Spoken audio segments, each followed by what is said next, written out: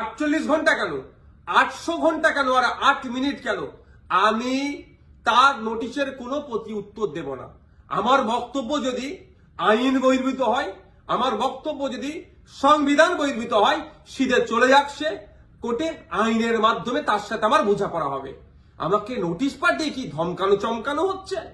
এই ধরনের অনেক নোটিশ আমি খেয়েছি, আমার নামে অনেক মারাত্মক মারাত্মক অভিযোগের মামলা নিয়ে আমি মাথায় করে চলছি। জনৈক আইনজীবী আমাকে একটি নোটিশ পাঠিয়েছেন। তিনি বলেছেন 48 ঘন্টার মধ্যে যদি তার ক্লায়েন্টকে আমার বক্তব্য দ্বারা নাকি মিসলিড হয়েছে এই মর্মে বক্তব্য প্রত্যাহার, ক্লারিফিকেশন বা তার নোটিশের উত্তর না দিলে আমার বিরুদ্ধে আইনত ব্যবস্থা নেবে। আমি বলি 48 ঘন্টা কেন, 800 ঘন্টা কেন, আর 8 মিনিট কেন? আমি তার নোটিশের কোনো প্রতি উত্তর দেব না। আমার বক্তব্য যদি আইন বহির্ভূত হয়, আমার বক্তব্য যদি সংবিধান বহির্ভূত হয়, সিধে চলে যাক সে কোর্টে, আইনের মাধ্যমে তার সাথে আমার বোঝাপড়া হবে। আমাকে নোটিশ পাঠিয়ে কি ধমকানো চমকানো হচ্ছে? এই ধরনের অনেক নোটিশ আমি খেয়েছি, আমার নামে অনেক মারাত্মক মারাত্মক অভিযোগের মামলা নিয়ে আমি মাথায় করে চলছি, মিথ্যা অভিযোগ নিয়ে। উনি আমি ভয় পাই না। কেউ যদি মনে করেন নওশাদ সিদ্দিকীকে এই নোটিশ পাঠিয়ে ধমকাবো চমকাবো বসিয়ে দেব, আমি তাতে আমি ভয়ও পাবো না, আমি চমকেও যাব না। কারণ আমার অনেক দেখা হয়ে গেছে এইগুলো। কারণ আমি বলে যাই, আর কাকতলীয় ভাবে বলছি না, এটা বাস্তবিক হয়েছে। 2019 সালে কেন্দ্রের সরকার নিয়ে এসেছিল এক বিভাজনের বিল, সিএ। যখন আমার বড় ভাইজান পিরজাদা আব্বাস সিদ্দিকীর নেতৃত্বে সারা বাংলায় যখন বিজেপির বিরুদ্ধে আন্দোলন আমরা সংগঠিত করেছিলাম, ওই সময় গভীর রাত্রে আমাদের বাড়িতে পুলিশের দ্বারা হামলা চালানো হয়েছিল। সেই রাত্রে আমি সুপ্রিম কোর্টে এসেছিলাম, তারপরের দিনে মামলা করব বিজেপির বিরুদ্ধে, কেন্দ্র সরকারের বিরুদ্ধে। আর এখন আমরা যখন এই ওয়াকফ সংশোধনের বিরুদ্ধে মাঠে ময়দানে গণতান্ত্রিক প্রক্রিয়ায় লড়াইয়ের বার্তা দিচ্ছি এবং আইনি লড়াই করবে বলে তার প্রস্তুতি নিচ্ছি, আমাদের বাড়িতে নোটিশ চলে আসলো। নোটিশ আসুক, 100 বার নোটিশ আসুক, এতে আমি ভয় পাই না। কিন্তু এটুকু আমি বাংলার মানুষকে জানিয়ে রাখতে চাই যে যারা প্রতিনিয়ত মুসলিমদের বিরুদ্ধে কথা বলছে, মাদ্রাসা নিয়ে কথা বলছে, মসজিদ নিয়ে কথা বলছে, কোরআন শরীফ নিয়ে কথা বলছে, তাদের বিরুদ্ধে নোটিশ যাচ্ছে না কেন, তাদের বিরুদ্ধে আইনত ব্যবস্থা গ্রহণ করছে না কেন? এরা তৃণমূলের মুসলিম বিধায়কদেরকে বিধানসভা থেকে চাংতলা করে রাস্তায় ফেলে দেবো বললেও তাদের বিরুদ্ধে আইনত ব্যবস্থা গ্রহণ করছে না, নোটিশ পাঠাচ্ছে না। আর নওশাদ সিদ্দিকীর কাছে নোটিশ পাঠিয়ে দিচ্ছে। ঠিক আছে, আইনি লড়াই আমি লড়ে নেব।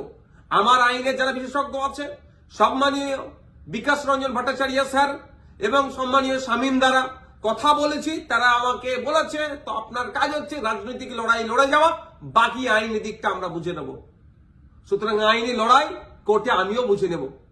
কিন্তু আমার প্রশ্ন, যারা প্রতিনিয়ত মুসলিম সম্প্রদায়কে, মাদ্রাসা মসজিদকে আক্রমণ করছে, বিষ উগলাচ্ছে, তাদের বক্তব্যতে হিন্দু মুসলমানের মধ্যে যে সম্প্রীতি, যে ঐক্য বাংলায় বিনষ্ট হতে পারে, তাদের বিরুদ্ধে কটা নোটিশ করা হয়েছে, তাদের কজনের বিরুদ্ধে আইনত ব্যবস্থা গ্রহণ করা হয়েছে, বাংলার মানুষ একটা জানবেন, আমিও জানতে চাইছি।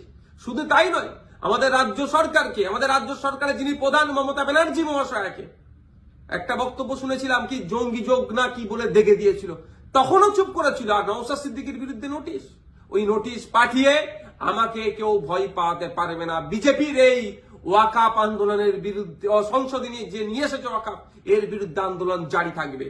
এই অসাংবিধানিক, অগণতান্ত্রিক এরা যুক্তরাষ্ট্রীয় পরিকাঠামোকে ভেঙে দেওয়ার যে সংশোধনী নিয়ে এসছে, এর বিরুদ্ধে লড়াই জারি থাকবে।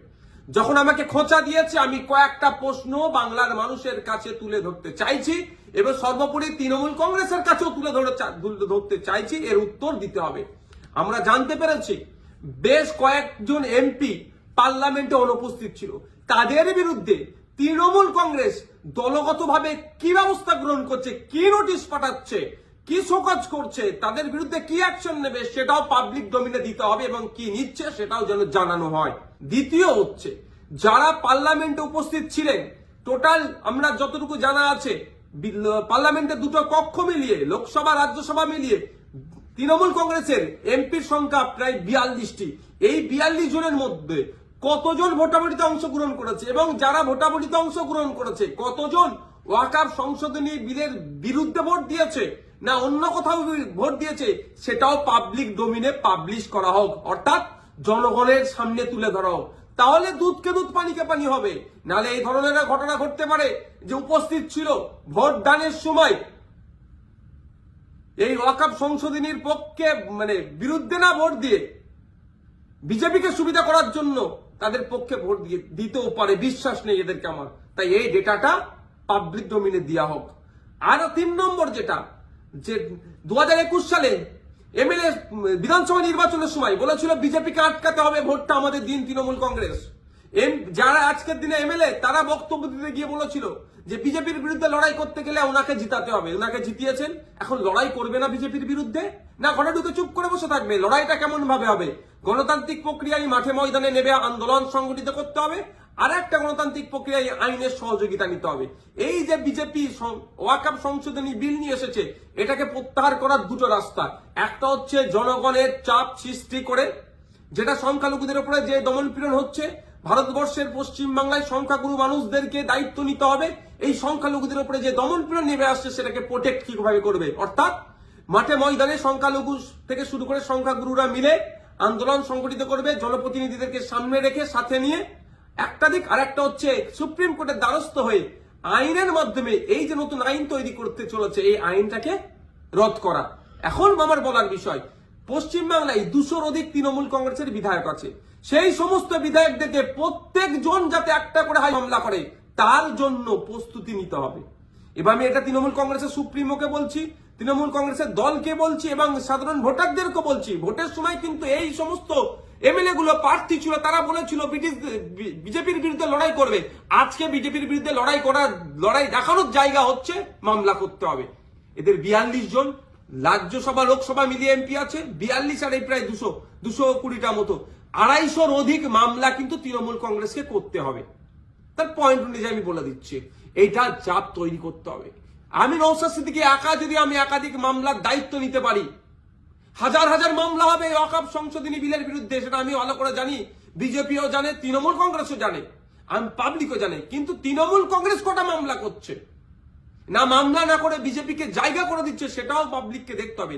ভোটার যারা ভোট দিয়েছিলেন 2021 সালে, যারা ভোট দেননি তৃণমূল কংগ্রেসকেও, কিন্তু আপনার জনপ্রতিনিধি যারা এলাকায় আছে তাদের কাছে তুলুন আওয়াজ যে আপনাদেরকে মামলা করতে হবে।